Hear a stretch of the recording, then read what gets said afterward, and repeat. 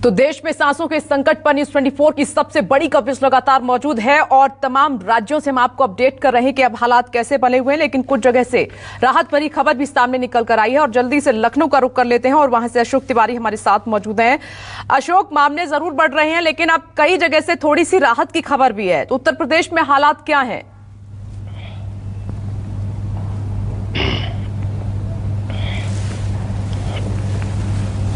देखिए, निश्चित तौर पर यह काफी सुखद खबर है। अगर बीते 24 घंटे की बात कीजिए तो उत्तर प्रदेश में 32,993 नए कोरोना संक्रमित केस सामने आए हैं। लेकिन अच्छी खबर इस बीच ये भी रही कि सरकार की तरफ से जो बयान जारी किया गया उसमें 30,000 से ज्यादा लोग डिस्चार्ज हुए जो पहले से कोरोना संक्रमित थे और अलग अलग जगहों पर अपना इलाज करवा रहे थे। इसके अलावा आप देखिए कि लखनऊ में जो लगातार कोरोना संक्रमित मरीजों की संख्या में इजाफा हुआ था उसमें भी लगातार कमी देखने को मिल रही है। पहले जो आंकड़ा 6,000 या 6500 के आसपास हुआ करता था वो आंकड़ा अब करीब 4400-4500 के आसपास अब दिखाई पड़ रहा है, जो रोज सरकार की तरफ से आंकड़े जारी किए जाते हैं उस लिहाज से। दूसरी अहम बात यह भी है कि ऑक्सीजन की कमी को लेकर बीते दिनों जो विकट स्थिति उत्तर प्रदेश में देखने को मिली थी उस पर भी नियंत्रण करने की लगातार कोशिश की जा रही है। कई जगहों से ऑक्सीजन के टैंकर्स उत्तर प्रदेश के अलग अलग जनपदों में मंगवाए गए हैं। हालांकि अभी पूरी तरह से ऑक्सीजन की स्थिति पर नियंत्रण नहीं पाया गया है, लेकिन फिलहाल कोई बड़ा संकट उत्तर प्रदेश में अभी दिखाई नहीं पड़ रहा है। जो ऑक्सीजन प्लांट्स थे जहां पर लंबी लंबी लाइनें पहले देखने को मिलती थी वहां पर भी अब काफी आराम देखने को मिल रहा है, यानी कि लोगों को ऑक्सीजन की उपलब्धता करीब करीब होने लगी है। दूसरी आप एक अहम बात यह भी देखिए कि राजधानी लखनऊ के जो तमाम सारे बड़े हॉस्पिटल्स हैं जिसमें केजीएमयू हो, पीजीआई हो या लोहिया हो, वहां पर पहले से जो ऑक्सीजन प्लांट स्थापित थे उसमें भी लोगों को काफी मदद की जा रही है और सरकार की तरफ से यह कहा गया है कि तमाम सारे जो जिला अस्पताल है वहां पर भी ऑक्सीजन प्लांट की स्थापना की जाएगी। इसकी भी लगातार कार्रवाई की जा रही है। लेकिन सबसे अहम बात यह है कि जो बेड की उपलब्धता की बात कही जा रही थी, ऑक्सीजन की उपलब्धता की बात की जा रही थी, उस पर पूरी तरह से नियंत्रण अभी नहीं पाया गया है। अगर आप किसी भी हॉस्पिटल का दौरा कीजिए तो वहां पर आपको लोग परेशान हालत में जरूर मिल जाएंगे और उनकी तरफ से यही कहा जाता है कि जब वो अपने मरीज को लेके अस्पताल पहुंचते हैं तो पहले बेड की उपलब्धता को लेकर उन्हें मना किया जाता है कि बेड उपलब्ध नहीं है, इसलिए हायर सेंटर उनको रिफर किया जाएगा। तो अभी कुछ स्थिति पर नियंत्रण जरूर किया गया है लेकिन अभी पूरी तरह से स्थिति नियंत्रित नहीं हो पाई है और ऐसे में धैर्य रखना होगा अशोक, धैर्य रखना होगा अस्पतालों को भी और मरीज के जो तीमारदार हैं उनको धैर्य रखना होगा, क्योंकि कई जगह से ऐसी खबरें आई थी वो बहुत चिंताजनक थी, हमले की खबरें थी। क्योंकि दुख की घड़ी है, डटकर मिलकर सामना करना होगा। मैं लौटूंगी राकेश चतुर्वेदी आपके पास आते हुए। मध्य प्रदेश का क्या है हाल?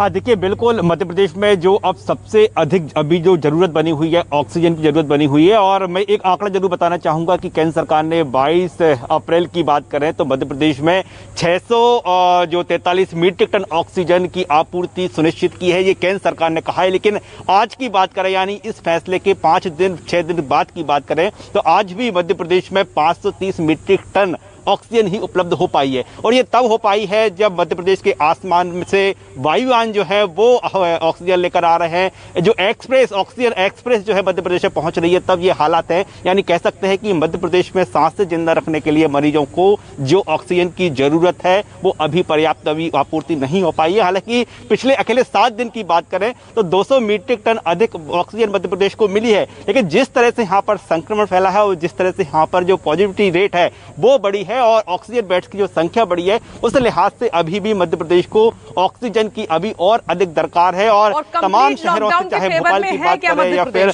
मालवा इलाके के, जबलपुर इलाके, देखिए मध्य प्रदेश में बात करें तो दुख की बात यह है कि मध्य प्रदेश में कंप्लीट लॉकडाउन होते हुए भी करीब 15 दिन का समय बीत चुका है। चाहे शहरी इलाका हो चाहे ग्रामीण इलाका हो, यहाँ पर लॉकडाउन के बजाय कोरोना कर्फ्यू उसे नाम दे दिया गया है। लेकिन सब कुछ बंद है, बाजार बंद है, इमरजेंसी सेवाओं को अकेले छोड़ दिया जाए तो पूरी तरह से सब कुछ बंद है। इसके बावजूद जो पॉजिटिविटी रेट है, जो संक्रमण की दर है, वो थमने का नाम नहीं ले रही। यदि हम 15 दिन पुरानी बात करें तो मध्य प्रदेश में 19.3 जो संक्रमण की दर थी और आज की स्थिति की बात करें तो वो 22% तक अभी संक्रमण की दर है। यानी एक तरफ पूरी तरह से सब कुछ बंद है, लॉकडाउन है, कोरोना कर्फ्यू है, लेकिन जो संक्रमण की रफ्तार नहीं थम रही। इससे अंदाजा लगाया जा सकता है कि मध्य प्रदेश में जो कोरोना है किस तरह से घर कर गया है, घर घर में कोरोना है। और जो उन्होंने कहा भी है कि इस कोरोना की चेन को अगर तोड़ना है तो लोगों को हर हाल में घर रहना होगा, भले ही लॉकडाउन लगे ना लगे, लेकिन अपनी समझदारी से आप घर पर रहें अगर इस चेन को ब्रेक करना है। और दूसरी बड़ी बात जो राकेश आप कह रहे हैं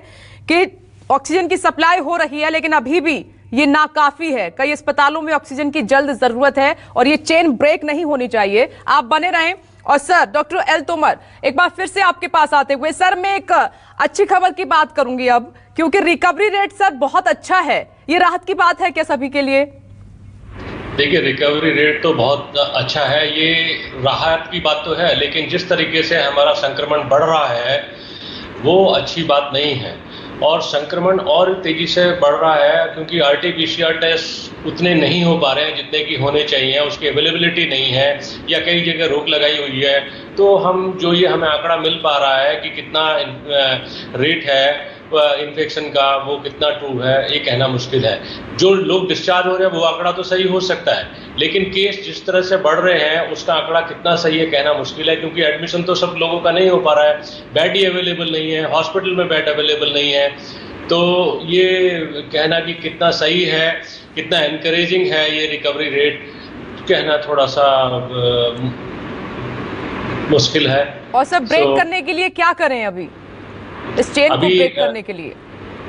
चेन को ब्रेक करने के लिए तो सबसे ज़्यादा जरूरी, जैसे कि अभी डिस्कस हुआ कि लॉकडाउन तो होना ही चाहिए। हालांकि जैसे कि हमारे राकेश जी ने बोला कि मध्य प्रदेश में लॉकडाउन भी है और कर्फ्यू भी है, सारी रिस्ट्रिक्शंस है, भी ट्रांसमिशन बढ़ रहा है, तो इतने ही हम सारी कोविड एप्रोप्रिएट बिहेवियर, सारा रिस्ट्रिक्शंस लेने के बावजूद भी इसके अलावा तो कुछ नहीं कर पाएंगे। इसके अलावा तो हम बाकी जो इंफ्रास्ट्रक्चर्स है, हेल्थ केयर इंफ्रास्ट्रक्चर्स है, उसे ही मजबूत कर सकते हैं, लोगों को इंस्ट्रक्ट कर सकते हैं कि भाई अच्छे से रहें। सब लोग समझ ही रहे हैं अब तो कितनी स्थिति किस तरह से आउट ऑफ कंट्रोल है, और बाकी हमें ऑक्सीजन का प्रोविजन होना चाहिए। बाकी मैं एक बात और कहूँगा कि जिस तरह से जनता ने वो अफरा तफरी मचाई हुई है, ब्लैक मार्केटिंग हो रही है, होर्डिंग हो रही है मेडिसिन का, और ऑक्सीजन के सिलेंडर्स का भी इतना होर्डिंग हो रहा है, इसलिए कमी हो रही है। सो जनता को भी ये इस तरह से व्यवहार नहीं करना चाहिए। It is vulture like behaviour, like कुछ लोग तो ऑक्सीजन की कमी की वजह से मर रहे हैं, कुछ लोग सिलेंडर्स अपना होल्ड करके बैठे हुए हैं, और वो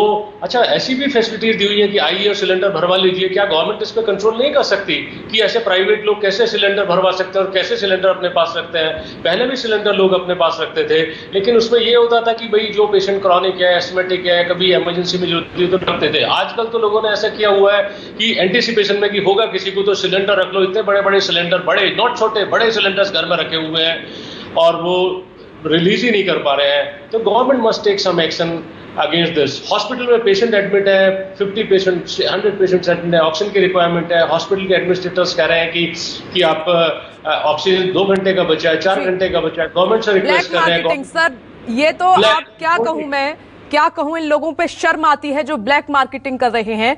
मैं बहुत जरूरी बात आपने कही है कि एक्शन इन लोगों पर होना चाहिए। और डॉक्टर BL शेरवाल सर, अब क्योंकि हम बात कर रहे हैं कि ऑक्सीजन की जो सप्लाई है वो चेन ब्रेक ना हो, और जो संक्रमण की जो दर है, जो संक्रमण के मामले हैं वो जरूर ब्रेक हों, ये बात कर रहे हैं अब हम। बिल्कुल ठीक है। देखिए, संक्रमण की दर कम होगी, ब्रेक लगेगा तो पेशेंट्स पे डेफिनेटली वर्कलोड कम होगा। आज की डेट में लोगों को बहुत तकलीफों का सामना करना पड़ रहा है, क्योंकि उनको अस्पताल में बेड नहीं मिल रहे, ICU बेड नहीं मिलते। तो उसका तरीका यही है कि क्योंकि हमने डिस्कस किया, कोविड एप्रोप्रिएट बिहेवियर ना छोड़ें, दूसरा वैक्सीनेशन बहुत सकता है और उसको और अग्रेसिवली करना जरूरी है, जैसा कि अभी 18 साल से नीचे शुरू हो जाएगा 1 तारीख से। लेकिन जितनी मैक्सिमम से मैक्सिमम लोग पार्टिसिपेट करेंगे वो वो भी एक जरिया है चेन ब्रेक करने के लिए। और सभी लोगों को मैं एक बार फिर कहूंगा, कोविड एप्रोप्रिएट बिहेवियर जी बिल्कुल बहुत जरूरी है। और ये बहुत जरूरी है सर। 2-3 बातें बहुत इंपॉर्टेंट हैं। एक, कंप्लीट लॉकडाउन, लोग घर से बाहर ना निकलें, और दूसरा जो टेस्ट हैं वो भी बढ़ा जाएं, और तीसरा लोग थोड़ा समझदार बनेंगे तो हम जल्द ही इस लड़ाई को जीत लेंगे, इस जंग को जीत लेंगे, कोरोना को हरा देंगे। आप सभी का बहुत बहुत शुक्रिया। वक्त की कमी है, चर्चा को यहीं विराम देना होगा, लेकिन कोरोना से जुड़ा हुआ हर एक अपडेट सबसे पहले आपके सामने। एक छोटा नमस्कार, मैं हूं मानक गुप्ता। अगर आपको हमारा ये वीडियो पसंद आया हो तो इसे लाइक और शेयर जरूर करें, और हां, हमें सब्सक्राइब और फॉलो करना ना भूलें ताकि आप देश और दुनिया की कोई खबर मिस ना करें। तो जुड़े रहिए हमारे साथ और देखते रहिए News 24।